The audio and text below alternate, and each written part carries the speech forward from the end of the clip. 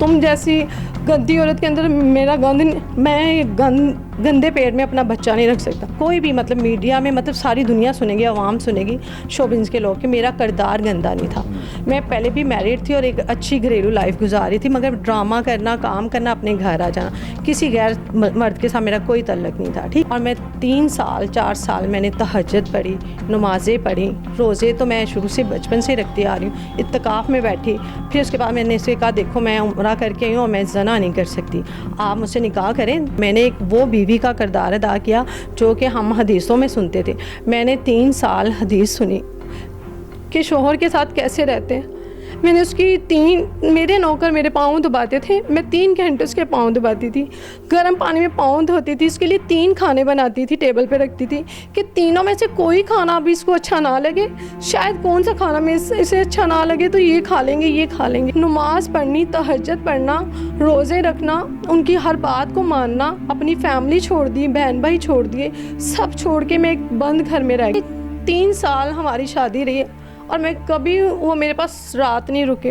अस्सलाम वालेकुम नाज़रीन, मैं हूं आपका मेज़बान अब्दुर्रहमान। हदफ में आप सब लोगों को खुशामदीद। मेरे साथ मौजूद हैं मुल्क पाकिस्तान की मायनाज एक्ट्रेस दुआ चौधरी, जिनके साथ एक ऐसा सानेहा हुआ है कि शायद वो अपनी ज़िंदगी में 20 साल पीछे चली गई हैं। इस वक्त हुकूमती इदारे उनका साथ नहीं दे रहे और उसके साथ साथ जो मुआशरा उनके साथ कर रहा है, वो तमाम तर कहानी हम लेकर आपकी खिदमत में हाजिर हुए हैं। नाज़रीन, जानना चाहेंगे कि आखिर ये शख्स कौन था और ये वाक़या हुआ क्या है। ये एक मेरे सामने एक फ़ेसबुक दोस्त था मेरा, और मैं एक आर्टिस्ट थी और सारी दुनिया जानती थी, लाहौर की दुआ चौधरी मैं ही थी, ठीक है। और अल्लाह पाक ने इतना नाम दिया, एकदम फेमस हुई। जैसे इंसान पे एक पीक का टाइम आता है, तब ये शख्स मेरी ज़िंदगी में आता है एज ए फ्रेंड, जो कि मैं मैरिड होती हूँ, 2 बच्चों की माँ होती हूँ और मेरे हस्बैंड होते हैं। हम बड़ी हंसी खुशी ज़िंदगी गुजार रहे थे, मगर इस शख्स ने हमारे मियाँ बीवी में ऐसी गलत फहमियाँ डाल दी कि मेरा वो घर ख़राब हो गया इसकी वजह से, ठीक है।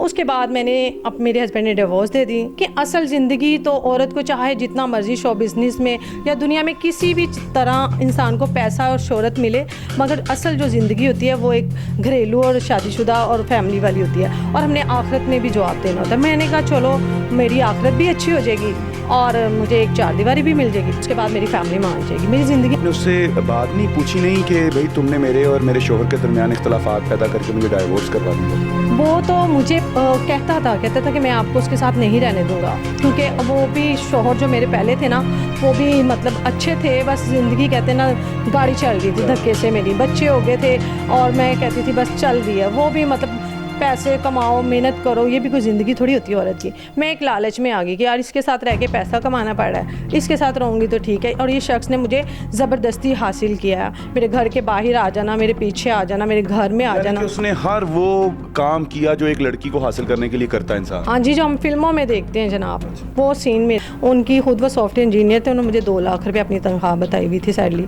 उसमें मतलब वो मुझे 70-80 हज़ार रुपया मंथली देते थे, जो बात है। उन्होंने वो भी तब देना शुरू हुआ जब मेरा उनसे निकाह हुआ। पहले मैं जाती हूँ उम्रा करने, मैं उम्रा करके आती हूँ कि मैं कहा अल्लाह से दिल से तौबा करनी। मैं उम्रा करके आई और मैंने सच्चे दिल से तौबा की और मैं 3 साल 4 साल मैंने तहज्जुद पढ़ी, नमाज़ें पढ़ी, रोज़े तो मैं शुरू से बचपन से रखती आ रही हूँ। इत्तिकाफ़ में बैठी, फिर उसके बाद मैंने इसे कहा देखो मैं उम्रा करके आई हूँ और मैं ज़ना नहीं कर सकती, आप मुझसे निकाह करें तो मैं आपके साथ हूँ। इसने कहा ठीक है।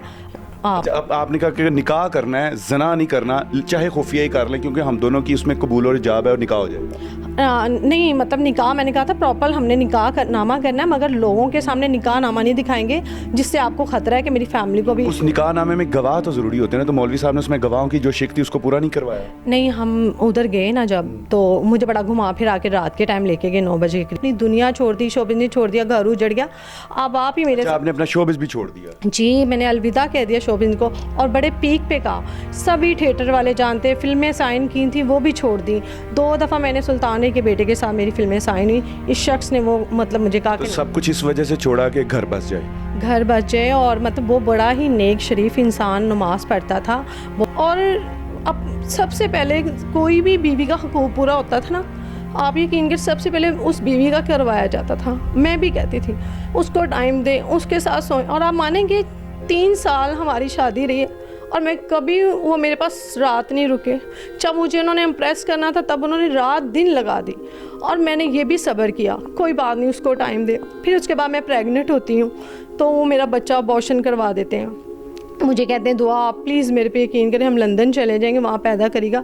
फिर नफल पढ़े, अल्लाह से तौबा की और मैं चली गई। 6 माह बाद मैं फिर प्रेग्नेंट हो जाती हूँ मैं भी। मुझे कहते हैं वहाँ भी बच्चा होने वाला है, आपका भी होने वाला है, मैं आपके साथ नहीं चल सकता। उसको बताया नहीं कि ये कबीरा गुनाह है, कत्ल कर रहे हैं मासूम जान का? मैंने कहा, कहता है तुम अल्लाह मियाँ की सेक्रेटरी ना बनो, मैं अल्लाह मियाँ से खुद बात कर लूँगा, मैं अल्लाह का मेरा मामला है। मैंने कहा अच्छा ठीक है। मैं सोती हूँ, सुबह मैं उठती हूँ तो मैं देखती हूँ कि पूरा बेड ब्लड से भर जाता है और मैं मतलब आपको होश नहीं रही? नहीं, मुझे कोई होश नहीं और मुझे एकदम दर्द उठा पेट। मैं एकदम उठ के बैठी तो मैंने देखा पूरा बेड ब्लड से भर गया। मैंने अपनी अम्मी को आवाज़ दी, मेरी कज़न थी। जी, तो व्यूअर्स, आपने गुफ्तगू सुनी दुआ चौधरी की, किस तरीके से पुलिस ने इनको तशद्दुद का निशाना बनाया और किस तरीके से इनके 3 बच्चों को पेट के अंदर ही कत्ल कर दिया गया। और ये भी आयशा टिकटॉकर की तरह पाकिस्तान की बेटी हैं, उसके साथ भी 400 मर्दों ने ज़्यादती की है, लेकिन इनके साथ जो ज़्यादती हुई है वो उन बाअसर लोगों ने की है जिनका मुआशरे में असर रसूख है, हुकूमती ऐवानों तक उनकी आवाज़ है, हुकूमती इदारों में उनका बड़ा असर रसूख है। और हम चाहते हैं कि हदफ के इस प्लेटफॉर्म के ज़रिए उन तक आवाज़ पहुँचे। सरदार उस्मान बुज़दार साहब, अब आप क्या एक्शन लेते हैं? हम मुंतज़िर रहेंगे।